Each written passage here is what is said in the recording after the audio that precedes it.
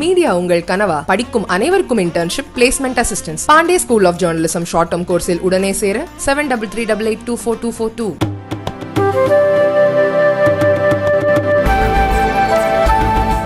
தந்தை பெரியாரின் 50வது ஆண்டு நினைவு நாள். இந்த நினைவு நாளில் தந்தை பெரியாருக்கு விடுதலை சிறுத்தைகள் கட்சியின் சார்பில் எமது செம்மாந்த வீர வணக்கத்தை செலுத்துகிறோம். இந்த மண்ணில் சமூக நீதியை நிலைநாட்டுவதற்காக தன்னை முழுமையாக ஒப்படைத்து கொண்டவர்.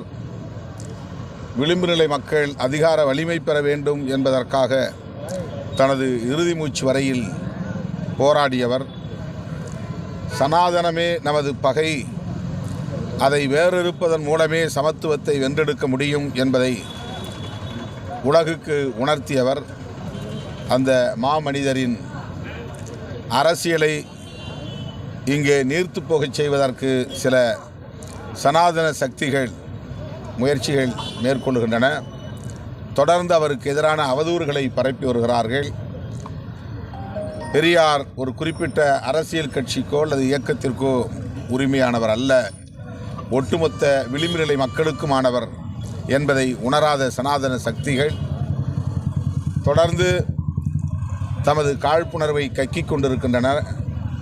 அவர்களை வீழ்த்துகிற முயற்சியில் இன்றைக்கு பெரியாரிய சிந்தனையாளர்களும் அம்பேத்கரிய சிந்தனையாளர்களும் மார்க்சிய சிந்தனையாளர்களும் ஓரணியில் திரண்டிருக்கிறோம். அகில இந்திய அளவில் இந்தியா கூட்டணி என்னும் பெயரில் சமூக நீதிக்கான போராளிகள் ஒருங்கிணைந்திருக்கிறோம். வருகிற நாடாளுமன்ற பொதுத் தேர்தலில் சனாதன சக்திகளை விரட்டி அடிப்போம் என பெரியாரின் இந்த நினைவு நாளில் உறுதியேற்கிறோம்.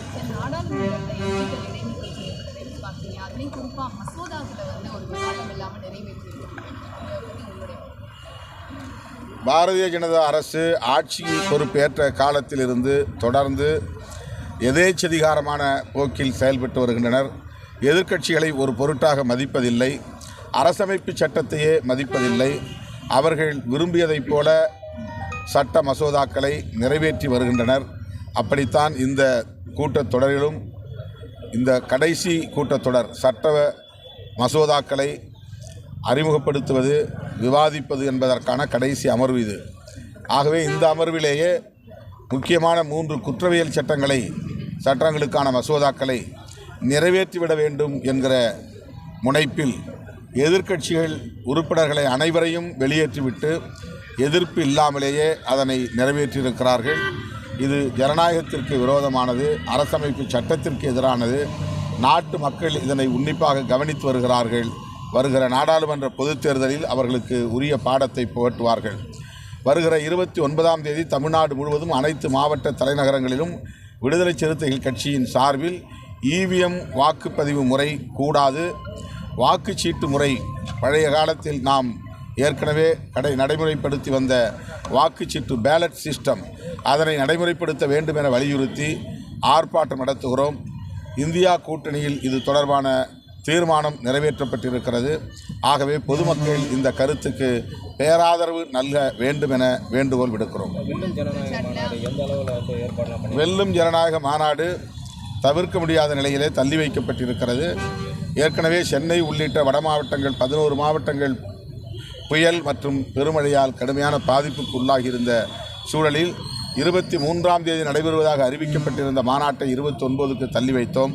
தற்போது தென் மாவட்டங்கள் கடுமையான பாதிப்புக்கு உள்ளாகியிருக்கிற சூழலில் மக்கள் அந்த நிலையிலிருந்து மீளுவதற்கே இன்னும் சில வாரங்கள் பிடிக்கும்.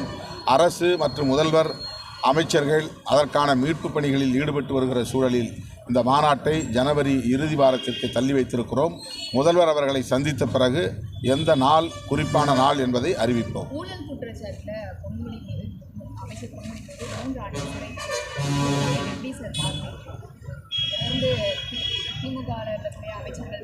அதனை சட்டப்படி எதிர்கொள்வதற்கு திராவிட முன்னேற்றக் கழகத்தை சார்ந்த வழக்கறிஞர்கள் அனைத்து முயற்சிகளையும் மேற்கொண்டு வருகிறார்கள்.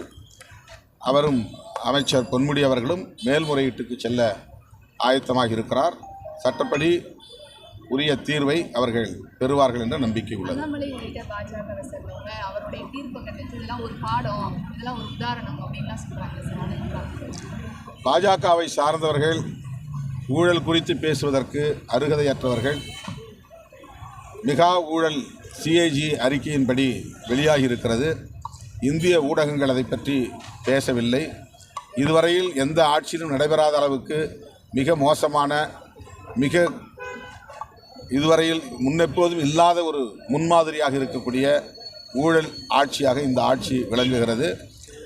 ஆகவே பாஜகவை சார்ந்தவர்கள் ஊழல் ஒழிப்பு பற்றி பேசுவதற்கு எந்த தகுதியும் அற்றவர்கள் என்பதை பதிவு செய்ய விரும்புகிறேன். நிவாரண விஷயத்தை பொறுத்த வரைக்கும் தமிழ்நாடு அரசு சரியில்லை, மத்திய அரசு போதிய நிதியை தரலன்னு சொல்கிறாங்க. இது என்னதான் சார் அங்கே நடக்குது? போதிய நிவாரணம் ஆண்டுதோறும் தமிழ்நாடு அரசுக்கு மத்திய அரசு தரக்கூடிய நிதியைத்தான் தற்போது 2 தவணைகளாக 900 கோடியை வழங்கியிருக்கிறார்கள். இது ஒவ்வொரு ஆண்டும் மாநில பேரிடர் நிவாரண நிதிக்கு மத்திய அரசு அல்லது இந்திய ஒன்றிய அரசு வழங்குகிற நிதி. ஆனால் பாதிப்புகளுக்கு ஏற்ப அவ்வப்போது ஏற்படுகிற புயல், மழை, பெருவெள்ளம் போன்ற பாதிப்புகளுக்கு ஏற்ப கூடுதல் நிதியை வழங்க வேண்டும் என்பதுதான் நம்முடைய கோரிக்கை. அதை இந்திய ஒன்றிய அரசு பொருட்படுத்தவே இல்லை. 21,000 கோடி கிட்டத்தட்ட தமிழ்நாடு முதல்வர் அவர்கள் இந்திய ஒன்றிய அரசிடம் கோரிக்கை விடுத்திருக்கிறார். ஆனால் அந்த சிறப்பு கூடுதல் நிதி ஒரு தம்பிடி பைசா கூட இந்திய ஒன்றிய அரசு வழங்கவில்லை. வழக்கமாக வழங்க வேண்டிய, ஆண்டுதோறும் வழங்க வேண்டிய நிதியை வழங்கிவிட்டு தாங்கள் தான் அதில் கரிசனம் உள்ளவர்கள் என்று காட்டிக்கொள்வதற்கிற முயற்சியிலே ஈடுபடுகிறார்கள். குறிப்பாக அமைச்சர் நிர்மலா சீதாராமன் அவர்கள் பேசியிருப்பது அதிர்ச்சி அளிக்கிறது. அவர் தன்னை பிரதமராக எண்ணிக்கொண்டு அவர் பேசுவதைப் போல ஒரு தொனியை வெளிப்படுத்துகிறார். இது எந்த வகையிலும் ஏற்புடையதல்ல. இது போன்ற பேச்சுகளின் மூலம் தமிழ்நாட்டு மக்களின் உணர்வுகளை அவர் காயப்படுத்தி இருக்கிறார் என்பதையும் சுட்டிக்காட்ட விரும்புகிறேன்.